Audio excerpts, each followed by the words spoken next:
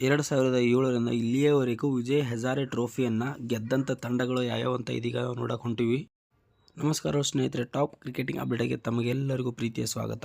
ಇನ್ನು ಯಾರೆಲ್ಲ ನಮ್ಮ ಚಾನಲ್ನ ಸಬ್ಸ್ಕ್ರೈಬ್ ಮಾಡ್ಕೊಂಡಿಲ್ಲ ಬೇಗ ಸಬ್ಸ್ಕ್ರೈಬ್ ಮಾಡ್ಕೊಳ್ಳಿ, ಗಂಟೆನೇ ಹೊಡ್ರಿ ಅಂತ ಹೇಳ್ತಾ ಇದೀಗ ನ್ಯೂಸ್ಗೆ ಹೋಗೋಣ. ಸ್ನೇಹಿತರೆ, ನಮ್ಗೆ ಈಗಾಗಲೇ ಗೊತ್ತಿರ್ಬೋದು 2024-25ರ ವಿಜಯ್ ಹಜಾರೆ ಟ್ರೋಫಿ ಒಂದು ಕನ್ನಡಿಗರ, ಈಗಾಗಲೇ ಅದು ಕನ್ನಡಿಗರ ಸ್ವತ್ತೆ, ಕನ್ನಡಿಗರೇ ಸಾರ್ವಭೌಮ 2024-25ರಲ್ಲಿ. ಯಾಕಪ್ಪ ಅಂದ್ರೆ ಫೈನಲಲ್ಲಿ 2 ತಂಡಗಳದಾವೆ. ಅದರಲ್ಲಿ ಒಂದು ಕರ್ನಾಟಕ ಐತಿ, ಇನ್ನೊಂದು ವಿದರ್ಭ ಐತಿ. ವಿದರ್ಭದಲ್ಲಿ ಆಡ್ತಿರುವಂಥ ಕ್ಯಾಪ್ಟನ್ ಕೂಡ ಒಬ್ಬ ಕನ್ನಡಿಗ. ಅದಕ್ಕಾಗಿ ಯಾರೇ ಗೆದ್ದರೂ ಕೂಡ ಅದು ಕರ್ನಾಟಕದ್ದೇ ಅದೊಂದು ಅಂತ ಹೇಳ್ಕೊಂಡು ನಾನು ಹೇಳಾಕತ್ತೀನಿ.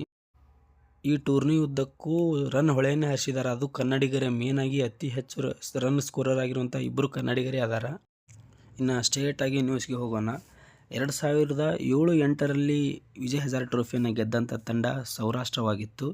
ಇನ್ನು 2008-9ರಲ್ಲಿ ಗೆದ್ದಂಥದ್ದು ತಮಿಳುನಾಡು. ಇನ್ನು ನೆಕ್ಸ್ಟ್ 2009-10ರಲ್ಲಿ ಗೆದ್ದಂಥದ್ದು ತಮಿಳುನಾಡೇ ಆಗೈತಿ. ಇನ್ನು ಅದಲ್ಲದೆ 2010 ಮತ್ತು 2011ರಲ್ಲಿ ಜಾರ್ಖಂಡ.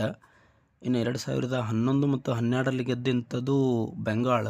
2012-13ರಲ್ಲಿ ಗೆದ್ದಂಥದ್ದು ಡೆಲ್ಲಿ ಆಗೈತಿ. ಇನ್ನು 2013 ಮತ್ತು 14ರಲ್ಲಿ ಗೆದ್ದಂಥ ತಂಡ ಕರ್ನಾಟಕ ಮೊದಲನೇ ಬಾರಿಗೆ.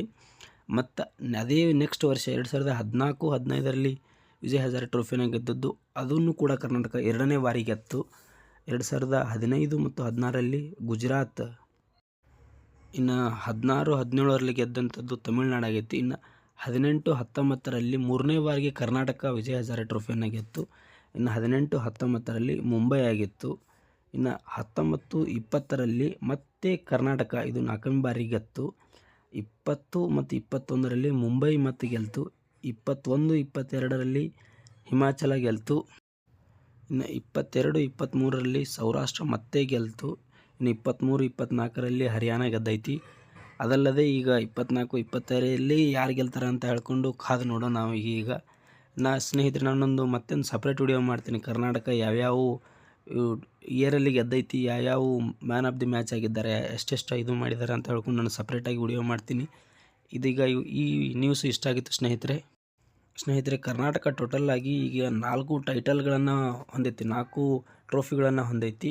ಈಗ ಫೈನಲ್ನ ತಲುಪೈತಿ. ಅದು ಇನ್ನೂ ಕೆಲವೇ ನಿಮಿಷಗಳಲ್ಲಿ ಗೊತ್ತಾಗುತ್ತೆ ಯಾರು ಗೆಲ್ತಾರೆ ಅಂತ ಹೇಳ್ಕೊಂಡು. ಅದೊಂದು ಗೆದ್ದರೆ 5 ಆಗ್ತಾವೆ, ಇಲ್ಲ ಅಂದರೆ 4 ಆಗ್ತಾವೆ ಅಂತ ಹೇಳಕ್ಕೆ ಇಷ್ಟಪಡ್ತೀನಿ.